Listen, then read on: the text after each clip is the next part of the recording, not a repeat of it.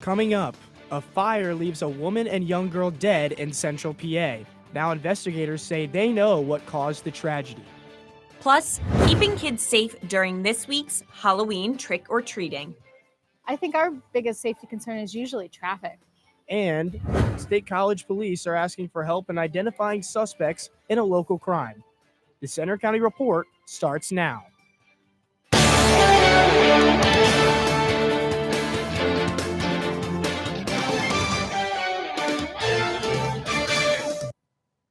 Good afternoon, I'm Mitch Stewart. And I'm Talia Torello. Thanks for joining us. Investigators say a fire that killed a woman and a 6-year-old girl in Clearfield County was caused by an overloaded electrical circuit. The fire happened at a home in Lawrence Township yesterday. The coroner has ruled the deaths of 52-year-old Mary Beth Erickson and the child accidental. 2 other people were reportedly taken to a Pittsburgh hospital. Authorities say no smoke detectors were found inside the home. An update now on the death of a 17-year-old in State College. The coroner's office says the toxicology report is done, but the results won't be released for another 6 to 8 weeks. Police responded to a medical emergency on October 19th at a home on College Avenue. They found the teenager, John Schoenig, who was not a Penn State student. Efforts to save him failed, and they pronounced the teenager dead at the scene. The house was reportedly occupied by Chi Phi fraternity members. Penn State has suspended the fraternity while the investigation continues. Police are asking for your help to identify suspects in a case of criminal vandalism. State College police released photos of an incident they say happened on Saturday, October 19th around 6 p.m. They believe the man in this photo damaged the SCLO Library parking gate downtown. If you have any information, you're asked to call State College Police. Pennsylvania lawmakers are introducing a so-called fetal heartbeat bill aimed at restricting abortions. The Republican Senate and House bills in Harrisburg would make it illegal for a woman to have an abortion after a fetal heartbeat is detected. 7 other states have similar laws. Right now, women in Pennsylvania can get an abortion during the first 24 weeks of pregnancy. Governor Tom Wolf has already promised to veto the bill if it's passed. More medical care is coming to rural communities in central Pennsylvania. Geisinger Commonwealth School of Medicine is expanding its residency program to Center County.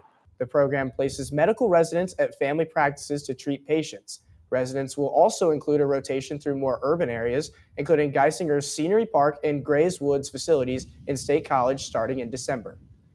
Halloween is this week, and as kids prepare their costumes and candy bags for trick-or-treat, parents are making sure they know how to keep their kids safe. Erin Kemp has more on the story. What's your favorite part of Halloween? The candy. Dressing up, ringing doorbells, and collecting treats comes to mind at Halloween time each year. But parents also worry about safety.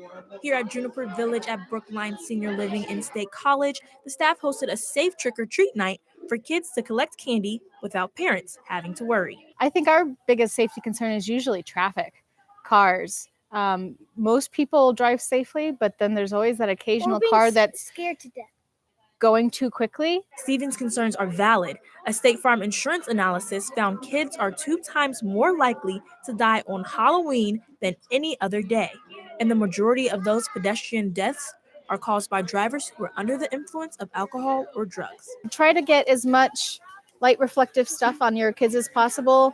Try to stick to roads that either have sidewalks or neighborhoods that have a lot of people traveling through. State College police say they'll have extra patrols out on Halloween night. We want everyone to go out and have a good time. We want everyone to do it safely. Adam Salyard says typical Halloween problems here are more mischief, like throwing eggs at cars. And the weather can also have an effect on safety. Overall, it's a great, safe community. We haven't had a lot of issues, but it's not to say that we couldn't have any of those. For more safety tips, you can check State College PD's Twitter page. I'm Erin Kemp for the Center County Report. Trick-or-treat in the Center region will take place this Thursday from 6 to 8 p.m. Election Day is 1 week from today. It's an off-year election, but there are still some big items on the ballot. Pennsylvania has a victims' right constitutional amendment question on Marsy's Law that would solidify victims' rights in the state constitution. But there are legal challenges even if it passes. There are also a pair of vacancies on an appeals court, plus there are local and county races. Polls are open from 7 a.m. till 8 p.m. next Tuesday, but many voters are already looking ahead to next year when Pennsylvania will be a hotly contested state in the presidential election, and more than 200 seats will also be up in the legislature. Fall is in full swing. Will it soon be time to unpack your winter clothes? We have the 7-day forecast with some big changes coming up. Plus, we'll introduce you to some new neighbors taking up residence in a former fraternity house.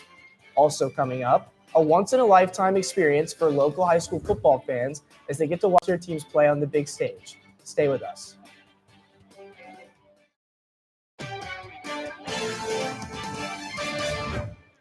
Two high school football teams traded in the usual Friday night lights for a Saturday noon game over the weekend, but they played on a much bigger stage. Reporter Bailey McBride has more on the Beaver Stadium Classic. For most high school football players, they cherish the moments they get under the Friday night lights in front of their home team crowds. The story was a little different for the State High Little Lions and the Cumberland Valley Eagles on Saturday. They had a chance to run onto the field at Penn State's Beaver Stadium. Players, coaches, and their families enjoyed the moment. It's great. It's amazing. It's a really neat atmosphere to be in. You like it? Yeah? For many, this was a once-in-a-lifetime experience in front of nearly 6,000 fans, but both teams still had a football game to focus on. One of the State High coaches' wives told us her husband and the team stayed focused all week. I think they've prepared pretty well, just like any other week, you know, especially since my husband's one of the coaches. He said we're doing the same thing. It's the same size field, you know, so I just think they were a little nervous maybe. Although it wasn't Penn State football, 5,681 fans showed up in Beaver Stadium to support their teams in the Beaver Stadium Classic. Not only State High fans, but Cumberland Valley fans traveled over 2 hours to come to Happy Valley and support their team. It's pretty cool, the fact that we have this opportunity to be able to come to Penn State's field and watch and sit in the stands and stuff is pretty awesome. So, although it wasn't quite the whiteout with nearly 110,000 screaming fans, it still had a big game feel in the nation's second largest stadium. In University Park, I'm Bailey McBride for the Center County Report.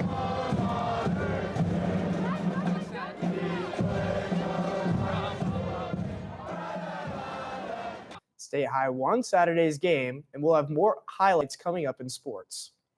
The former Sigma Nu fraternity house at Penn State is now home to several dozen student golf caddies.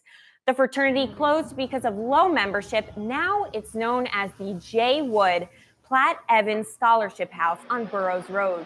The students living there all worked as caddies during their high school years and are now at Penn State on scholarships.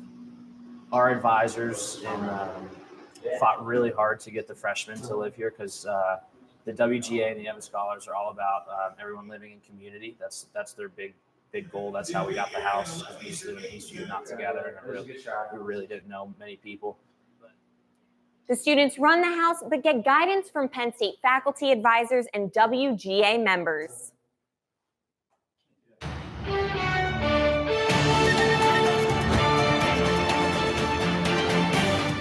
Regner with your forecast. Thanks again for joining us. Overlooking Beaver Stadium right now. This has kind of been a story throughout the day today. Pretty overcast starting off the morning into the afternoon, and that's kind of what it's going to be like for the rest of the day as well. 55 degrees here in central Pennsylvania with a southwest wind at 8 miles per hour. You could see those beautiful fall leaves here in central Pennsylvania, and the fall foliage map. Much of PA right now is at peak colors, so if fall is your favorite season like mine, this is probably a pretty happy graphic for you. For parts of north central and northeastern Pennsylvania, you're past peak foliage, so much of your leaves have either died off or have fallen off the trees. Radar and satellite, nothing to talk about. We are dry across the mid-Atlantic and as well as the Northeast. Temperatures right now for eastern Pennsylvania, we're still hanging around in the 50s. Some areas already in the 60s, a little bit warmer off in western PA. Those southerly winds are bringing in some warmer temperatures, already 67 degrees in Pittsburgh. Now, the next couple of days will remain dry for the day today, but this is tomorrow on Wednesday, just around lunchtime.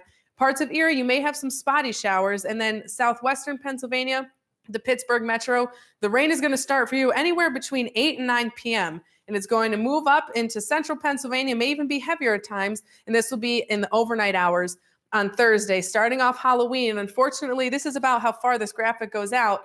This is during the morning hours. Heading into the afternoon, we may still have some lingering showers for parts of Pennsylvania. And I'll have more details on Halloween coming up in the 7-day. 60 degrees today, will be overcast. Winds will be out of the south. Tonight, we'll cool off to the 40s, about 49 degrees. Those clouds will remain, and expect some patchy fog into tomorrow morning as well. It'll be slightly warmer, 62 for your Wednesday, overcast with those nighttime showers expected. Now, I mentioned that Halloween isn't looking too hot, so let me kind of give you the details right now. We have this cold front that's going to bring rain for most of the state on Thursday. So if you have those Halloween plans, if you're trick-or-treating or just celebrating the holiday in general, try to find a way to incorporate some rain gear into your costumes. It may be heavier at times in the afternoon. Won't be too cool though, 64 as our high. And then we'll have some showers linger into Friday. The good news is it clears up just in time for the weekend, though temperatures will be below average in the 40s. Some more good news on Saturday into Sunday, you set the clocks back. So you'll gain an extra hour of sleep this weekend. I'm sure a lot of us can use that this time of year. So Absolutely. I completely agree. Hopefully it clears up for Halloween, but we'll see. Yep. Yeah, Expect the rain. I know I'm looking forward to the candy. I don't know about you guys. I'm going to eat my weight in Kit Kats. Yeah, hopefully. I'm never growing out of the Halloween phase. Absolutely I will trick or not. treat until the day I die. I can't wait to have kids. I could steal all their Halloween candy. I agree. Now let's send it over to Will Desitel with sports. Penn State football is still undefeated after its win at Michigan State. We'll take a look at the highlights and recap the Penn State hockey and soccer games from over the weekend. Also coming up, we'll show you how the State High Little Lions fared in the first ever Beaver Stadium Classic. Highlights of their game against Cumberland Valley are next.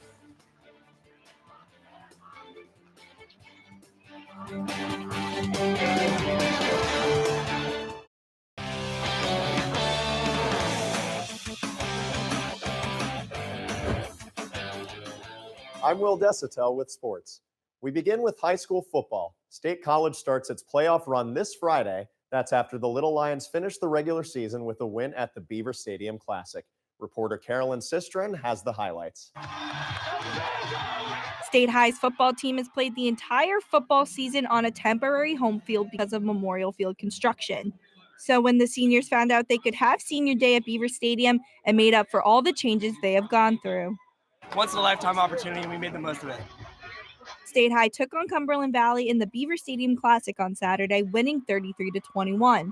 The Eagles took an early 2-touchdown lead on a 2-yard rushing score from Dante Rogan and a pick six from Rogan just 4 minutes later. Obviously, the first half wasn't our best half of football, probably the worst we've had in a long time. The Little Lions didn't go into the half empty-handed, making a late second quarter push. Quarterback Brady Dorner threw a 62-yard pass to Isaiah Edwards heading into halftime, only down a touchdown. And after I made that throw, the crowd went crazy. And it was just a huge momentum change. It really got us back into the game. In the second half, the Little Lions came back roaring. They started with an 18-yard rushing touchdown from Drayson Green to tie the score at 14 apiece. With 5 minutes left in the third quarter, Dorner pitched the ball to Edwards, whose pass to Conrad Moore put them in scoring position. Green added a 4-yard rushing touchdown to take the lead. Dorner's 12-yard pass to Loki Howell made the score 26-14, but the Little Lions failed on a 2-point conversion. Just 2 minutes later, however, Green found the end zone for the third time with a 16-yard rushing touchdown. With 3 minutes left in the fourth quarter, the Eagles added another touchdown, but that was it. We went at halftime. We're down 14-7. We cleaned some things up, just calmed the guys down, and said it's going to be a great story when we walk off this field with a win. We come out and play the best half of our season, and so I'm extremely excited for these guys. In front of more than 5,600 fans, State High played on a stage as big as the season they have had so far. At Beaver Stadium, I'm Carolyn Sistran for the Center County Report. State High improved to 6-1 in conference and 9-1 overall. They're ranked 17th in the state, and next up is a Friday night game against Erie McDowell. Penn State football is on a bye week right now. They'll hit the road next weekend to take on undefeated 13th ranked Minnesota. That will be the first meeting between the two programs since 2013. Penn State improved to 8-0 after beating Michigan State 28-7 on Saturday. Pat Fryermuth celebrated his 21st birthday in a big way, catching 3 of the 4 touchdown passes thrown by quarterback Sean Clifford. He's now tied for Penn State's tight end career touchdown reception record, also held by Mike Gesicki. KJ Hamler added a touchdown with 5 catches for 57 yards. He was one of 8 Nittany Lions to record a catch in the game. The defense snatched 2 interceptions and recovered a fumble. Shaka Toney also blocked a field goal attempt, and Keaton Ellis recovered it for the Nittany Lions. 12th ranked Penn State hockey opens the Big Ten schedule this week. The Nittany Lions wrapped up their non-conference season on Friday against Robert Morris, but it did not go as smoothly as many expected. Penn State hosted Robert Morris in a non-conference matchup for the 3rd consecutive season. The Nittany Lions outscored Robert Morris 14-6 in the 2 previous years, but on Friday night, the Colonials kept the game tied at 1-1 heading into the 3rd period. The second was poor. We had 17 shots, but when you give up 5 odd-man rushes, that's not worth it. So we definitely have work to do. Penn State freshman Connor McEachern scored 2 minutes into the second period to make it 1-0, but the Colonials answered with 4 minutes left to go in the second. As the Penn State crowd grew restless, senior captain Brandon Byro delivered the game-winning goal halfway through the 3rd period, putting him in some rare company. Brandon Byro's go-ahead goal in the 3rd period gave him 100 points for his career. He became the 5th Nittany Lion ever to achieve that feat. I was definitely the beneficiary of a great play. I was just kind of standing there. So it was really good to see that, what we worked on all week and what we harped all week really paid off. Penn State was the highest scoring team in the Big Ten last season, but even with 8 of their top 10 scorers returning this year, the Nittany Lions scored just 2 goals in their final 2 games of non-conference play. We're searching a little bit. It's not flowing for us yet, and we have some work to do. Godowski is pleased with the defensive improvement this year, but he wants to see his team sacrifice less offense. Penn State will host Wisconsin on Thursday and Friday for the start of conference play.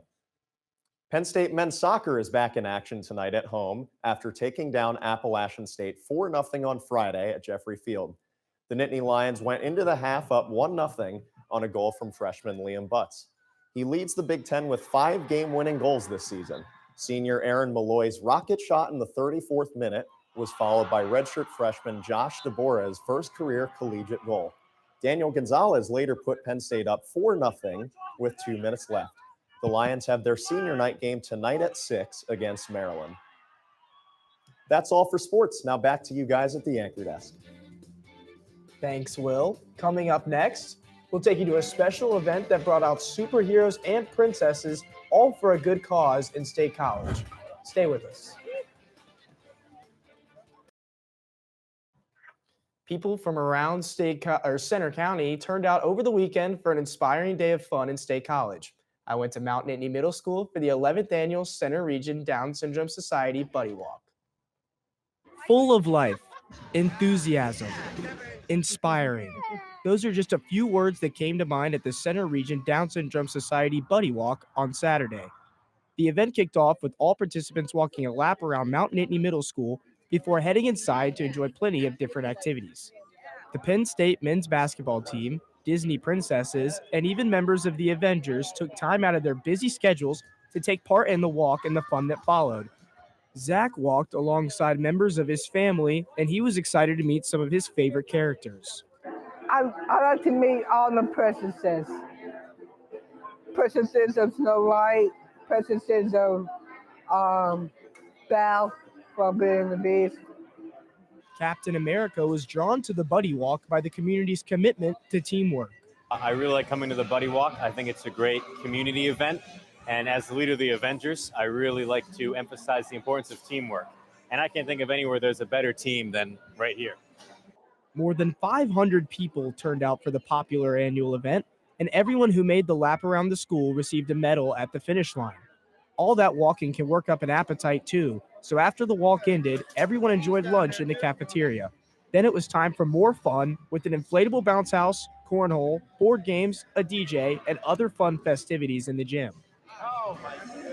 There's been a lot of laughs and a whole lot of fun here at today's Buddy Walk Festival, but I think maybe the best part of this whole event is that all of the proceeds that are raised here today all are donated to the Center Region Down Syndrome Society.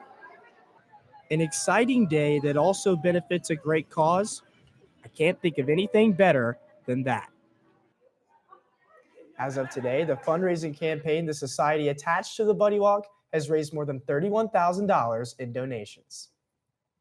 So Talia, no football this week. We have a bye week for Penn State. So what are you going to do with your time this week? So the fall leaves. I love the colors. I love being in nature. So hopefully I'll be able to go hiking this weekend. In the Shingletown Gap area, there's usually a lot of great hikes. What about you? I think I might be getting into some Penn State hockey this weekend for sure, with football on the road. And of course, basketball tips off their season next Tuesday night as well. So a lot of stuff still going on campus, even with the Nittany Lions football team out of action this weekend. Absolutely. Sounds exciting. Well, that's all for today's newscast. And you can find more of our stories on our website, centercountyreport.com. And you can follow us anytime for breaking news on our Twitter feed. That's at Center County REP, or on our Facebook page. We also have a Center County Report Instagram. Join us for our next newscast on Friday. Have a good day.